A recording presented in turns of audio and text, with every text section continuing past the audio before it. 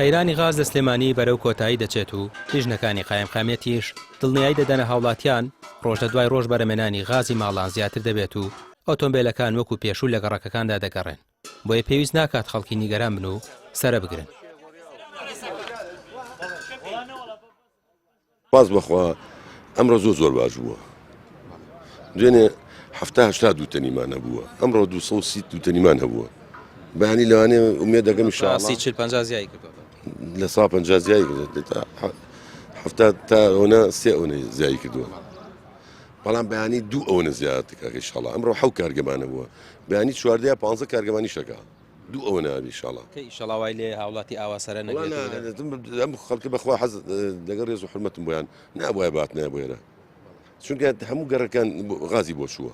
230 دووتەنی زۆرە. جاران ئەو پەڕی ئەگەر لە زۆر بە قوت ئیشمان کردوێ نەگەیشتە 400 دووتەنی. بەڵام بەڵێ بەیانی ئەچینە 300 ئینشاءالله. چونکە 14-15 کارگە بەتەمای نیش پێ بکەین ئینشاءالله بەیانی.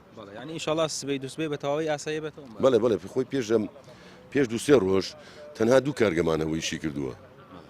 ئێستا ئەمڕۆ 7 کارگەیشی کردووە. هاوڵاتیان دەڵێن هێشتا چاوەڕێی دڵنیایی زیاترین و دەمانەوێت دابشکردنی غاز بە تەواوی ئاسایی بێتەوە بۆ ئەوان گرینگە چیتر غاز وەک کێشەیەک لە نێو ماڵەکاندا نەمێنێت و بە ئاسانی دەستیان بکەوێت تا ناچار نەبن لە سەرێکی دوور و درێژدا بوەستن.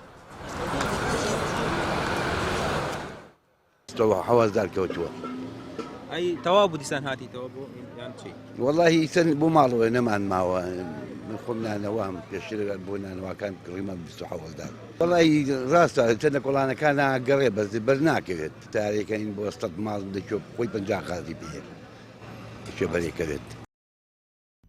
بەپێی زانیاریەکان دوای 3 هەفتە لە وەستانی بەرەمێنان لە کێڵگەی کۆرمۆر ڕۆژی دووشەممە کۆمپانیای داناغاز دەستی بەکارکردن کردوتەوە.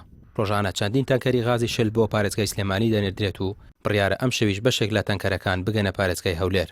دەستپێکردنەوەی بەرەمێنان لە کۆرمۆر هیوایەکی لای خەڵک دروست کردووە کە کێشەی کارەبا و غازی ماڵان چارەسەر دەبێت. ڕامیار عوسمان کەناڵی پێام سلێمانی.